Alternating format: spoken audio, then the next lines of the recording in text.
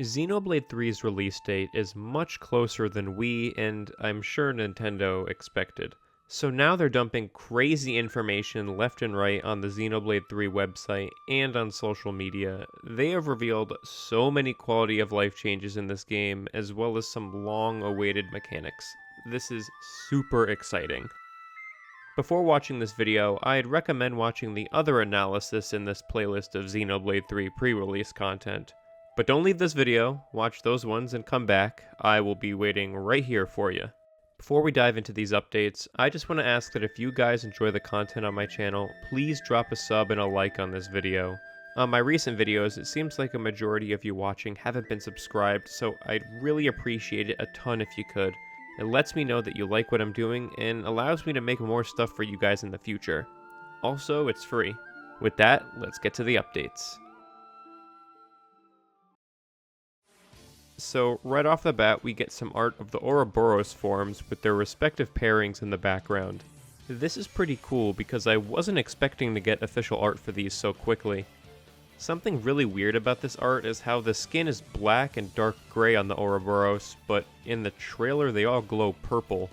So maybe the skin just glows sometimes and other times it doesn't. On the back of Noah and Mio's head there's this blue tentacle cable thing. It looks very sharp, so I wonder if there's an attack involving it. If we look at Lanz and Senna's, we get a much better look at the detail. There are so many mechanized parts all over the body, most likely due to Lanz's Machina heritage. We have what look like fans on the arms and these circular things all over the body. Uni and Tyon's shows us that there are several more weapons on the back of their Oroboros. I did not notice that in the trailer. Something else to point out is the similarities between this Oroboros and Crescen's, which is Emeralda's gear and Xenogears. Crescen's doesn't actually have arms and fights with these wings on its head, which reminds me a lot of this attack they perform in the trailer. The tweet accompanying this image reveals that they have an art that can revive all party members. If I'm not forgetting some specific art from Xenoblade X, this is the first time the option to revive more than one party member at a time has become available to us in this series. This is understandable considering we're going to have 7 active members in this game, so individually reviving each one might just be time consuming. I also hope in the future that they name each one of these, because saying Noah and Mio's Oroboros does not really roll off the tongue very well.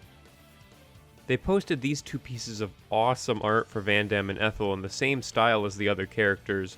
Vandam's is green though, rather than black for Kevez and white for Agnes, which is just another indicator that he is not aligned with either nation.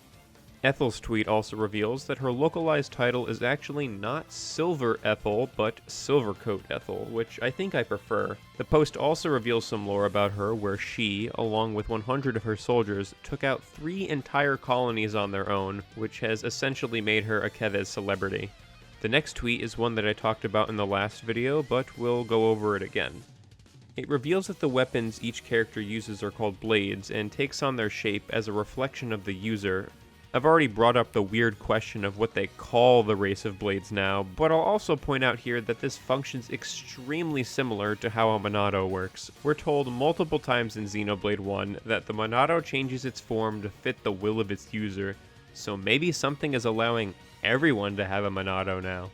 Moving on, we see here and in many other instances when a battle begins that from now on when an enemy notices Noah and friends without being attacked, there's a brief slowdown effect. Sort of to say, hey, someone sees you. We also get to hear a lot more of the battle theme here. It really sounds like a fusion of the Torna battle theme and the Future Connected battle theme. Take a listen.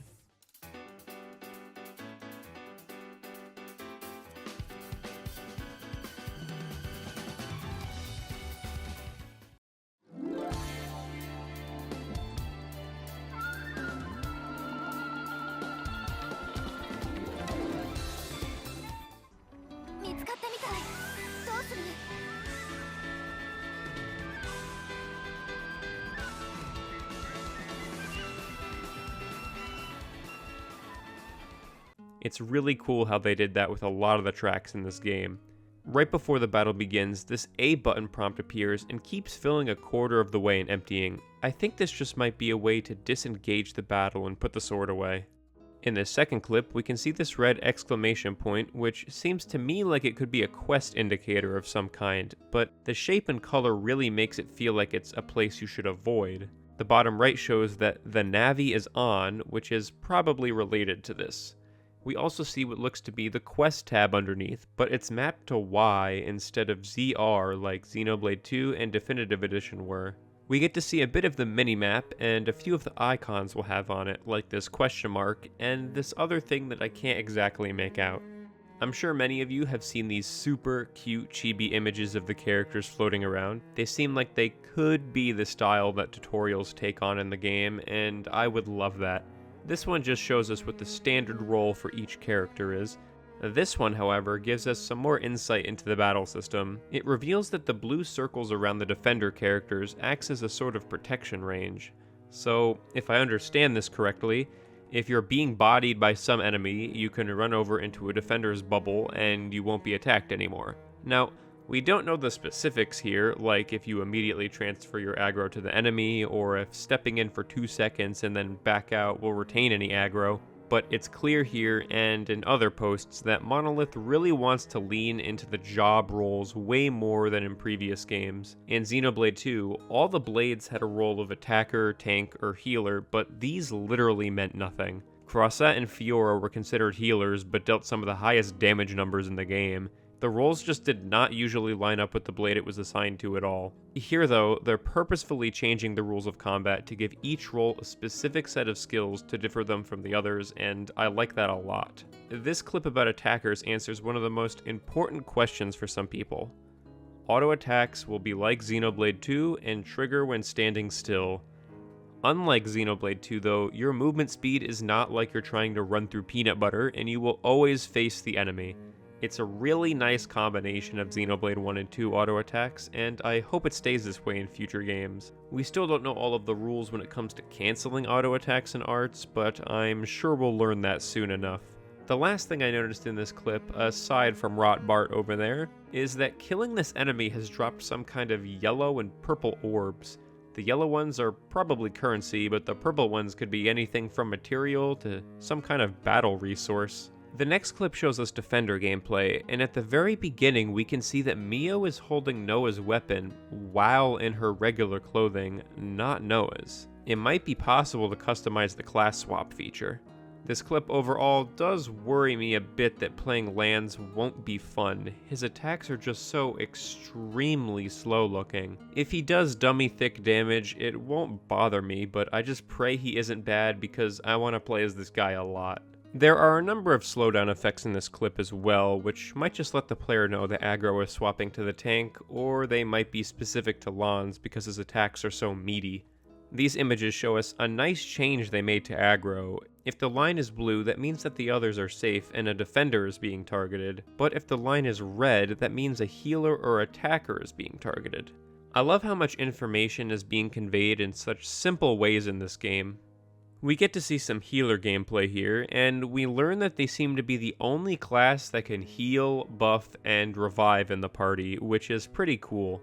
We also see on the bottom right that there are more art icons. In previous gameplay, we've only ever seen the generic sword, so it's good to know that there's more variety. We also get confirmation that circle arts fill up over time like in Xenoblade 1, and the diamond arts fill up by attacking like in Xenoblade 2, which is going to be an interesting set of rules to juggle in combat.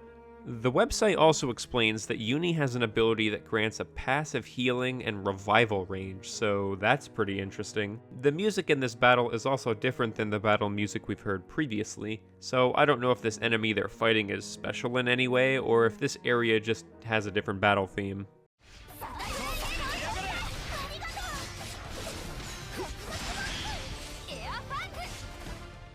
Now we have officially gotten confirmation that you can swap characters both in and out of battle at any time. This is huge. We don't actually see it, but they explicitly tell us that this is the case in this post. This means that the player will have near full control over everything that happens in battle. Gone are the days of screaming at Zeke to swap to Pandoria and use a launch art. Now you could just do it yourself. Since we don't see it, we don't know if it's an immediate swap or if time slows down like in the Final Fantasy VII Remake, or if there's even a cooldown. But just the knowledge that you can do it is good enough for me. Something else we see in this clip is that the pink item orbs actually transform into items when you get closer to them. So the Xenoblade 1 orbs might just label the collection points from afar, and then when you approach, you can open a prompt like in Xenoblade 2 to get multiple items. Or it's just some sort of visual change, I don't know. The last video explains this movement option that Noah can use in the trailer. It's essentially a dash that allows you to reposition yourself around an enemy faster. So, when you have arts that proc effects on positions, you can make your way to the correct side of the enemy with this ability. This is a super nice change. High mobility in battle is something we've been lacking since Xenoblade X. And that is everything we know so far from this update. They still have not opened up North American pre-orders for the special edition, which is super weird, but we'll just have to be vigilant and hope they come soon. We learned so much about combat in just a few sets of clips and images, it's crazy. I can't wait to experience the flow of battle in this game. It's killing me. Being able to swap all around the battlefield at will is something I think all Xenoblade fans have wanted since day one, and we finally got it. For more coverage on Xenoblade 3 content, be sure to subscribe and comment on what you want to see next. If I sound a little weird in this video, I apologize. It's actually because I'm getting over a cold. I wanted to record the audio as soon as possible for this so I could start editing. If you liked the video, be sure to let me know, and I'll see you guys in the next one. Bye!